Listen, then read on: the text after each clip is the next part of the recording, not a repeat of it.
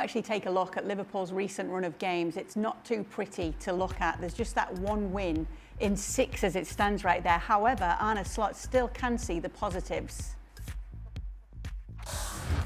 I can take a lot of positives from this game. If we would have won it with 3-2 or with 2-0, I think we were all said, controlled performance, dominant, against a very difficult team to play against. I think we're improving, individuals are improving, performances are improving, but as you just said, it's hard to take for these players as well that are putting so much effort in, fighting so hard, doing a lot of things well, not to get the result so many times after each other. I think we can all understand that does something with an individual and with a team, yeah. But as I said, I will keep reminding everyone about the fact that after the 2-2, I didn't saw a team that stopped.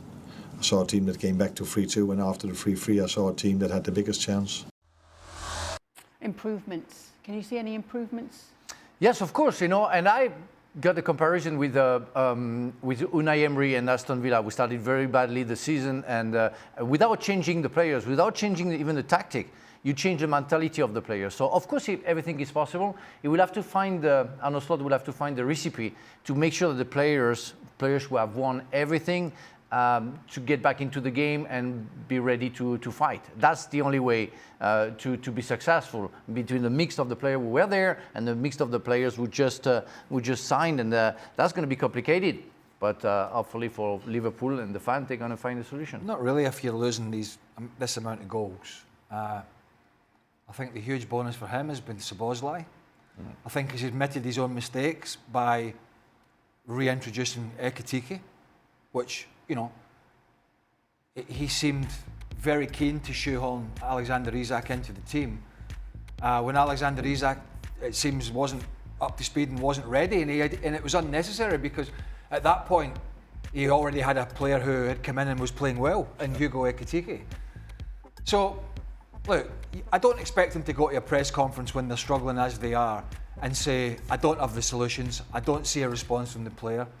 I don't think the players are putting the effort in. I don't think any manager saying those sort of things would be digging their own grave. But I think he's been a little glass half full when he can see so many positives when Liverpool are in the bottom half of the league. So will it turn around? I think it's like Man City last year, isn't it? Nobody knows. Everybody's expecting it. We're expecting a turnaround. We're expecting things to change, but it never really did for them. And I think Liverpool are in a very similar scenario. Beth, you don't miss a minute with Liverpool. Have you seen anything to suggest that there could be a turnaround? Yeah, I mean, I think with the performance yesterday, Liverpool were 2-0 up early on in the second half, and for about 10 minutes after that, they looked so comfortable. They were in cruise control. They hadn't played the most scintillating football, but they didn't need to. They just kept chipping away, and you thought, actually, this could be a really comfortable win, and those have been very few and far between this season. And then Ibrahima Konate goes and concedes a needless penalty, and for all of the criticism of the manager, and a lot of it has been justified, but I think yesterday he set the team up in the right way. The team went and executed his game plan really well. You can't legislate for players at this level to continually keep making these individual mistakes, and I think that is the issue for Arne Slot, is that even when his team manage to find themselves in positive positions, there's always a mistake within the team, and I think maybe that comes down to confidence, and that is probably his biggest challenge at the moment. I asked him yesterday, do you feel like mentally there's been a little bit of a collapse from the players, and he said he doesn't believe that to be the case, but I think you just felt within the stadium yesterday, as soon as they conceded that first goal, that they were always vulnerable to concede more, and that's exactly what they did. So I think trying to get some semblance of confidence and belief back is his toughest task, and whether he'll be able to do that at this moment in time, with the dressing room obviously pretty fractured from the way Mohamed Salah has come out and spoke, it's really hard to know whether that will turn around, and if it does, how quickly that will happen. And he was specifically asked about that incident with Konate, Arne Slot was, after the game, and this is what he had to say. Unfortunately for him, he does a lot of things well, but he has been a bit too much on the crime scene, and that is something I've heard people saying before in England. So that means that he's been involved in goals we've conceded. But yeah, if you are a centre-back, that happens in football. Okay, you're pulling a face like that now. When I told you that he'd said that, you said, well, okay. Yeah, okay, that's true. He's in the middle of. He's always in the crime scene, and especially on the first the penalty when he tried to block the cross and he slid and in fact touched the player. I exactly know what he did. But when you're on the first line and you're always in danger, and it's where I want to go to Virgil van Dijk.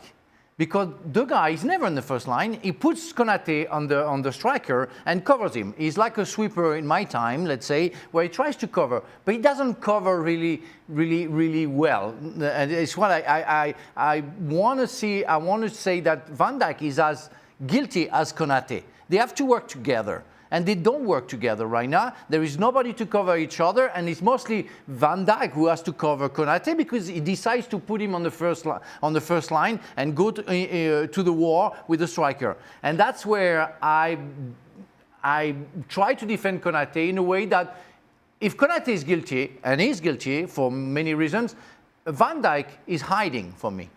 And from a player like him, with the talent that he has, is for me as guilty as Konate. What I want a manager to do is pull me into the office and say, listen, I can't have these mistakes, whether it's Van Dijk or whoever. What I really don't want him to do is talk about me being at the crime scene to the media. Because I'm coming in on a Monday morning or the next day and I'm going, oh, crime scene, is it? Hey, crime scene, I'll show you a crime scene. I'll show you. And it's the same the other way. When you've had a spat with a manager like it seems Mo Salah has had with Arne Slot, well, it doesn't seem he has. When you've had a sort of verbal spat indirectly, I've done it. I've had those spats with managers. It's very awkward to come in the next day to training because the players are talking about it, and you're thinking, is he going to talk to me? Is he not going to talk to me? Is he going to address it? Or how are we addressing this? And if I was Ibrahim Konate, I know as a player I'm not playing well, but I know it's not just me, and I know Arne Slot was asked these questions about him, and you can answer it. And sometimes we talk about managers not being honest, but you can sort of be a little more cute and clever about the way you answer it, not to upset your players. Because what you don't want to do at the moment really is upsetting the players any more than they're already frustrated. So you don't want to be, talking about individual players persistently making mistakes, is what basically he's said here. He's basically saying, yeah, he's the one making mistakes week in, week out. But if I was Konate, I'd be going in, hey, what about my mate next to me? What about the captain? Hey, is he not making any? Has he been at any crime scenes? And this kind of attitude and this kind of verbal tennis match, this festers. And at the moment, it's so surprising that we're having this discussion with Liverpool, because 3 months ago we were anointing them the champions of England. It was who's going to stop them? What about this transfer window? Look at these players. The fact that they're not only A, playing well, they're B, arguing amongst each other, and thirdly, players and manager are throwing each other under the bus.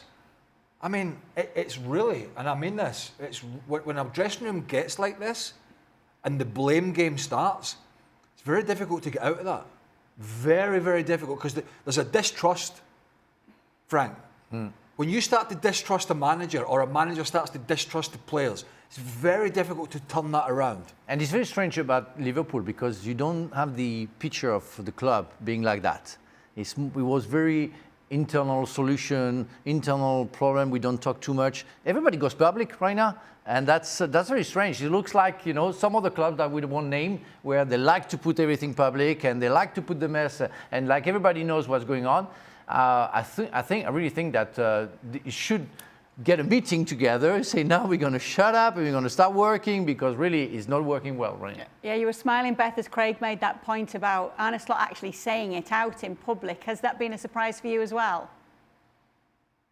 Yeah, I mean, to be fair to Arne Slot, he's had it put to him quite a few times over the past couple of months about players' individual errors, and he's been very quick to say it's my responsibility, and he has protected his players to an extent. And I think, you know, maybe it has just got to a point now he knows that he's under pressure, and also, you know, he's Dutch, and Dutch are quite famously quite blunt, and I think that's one thing that has worked against him at times over the past couple of months, is maybe he's said things and he's not meant them in a certain way, and then they've been interpreted.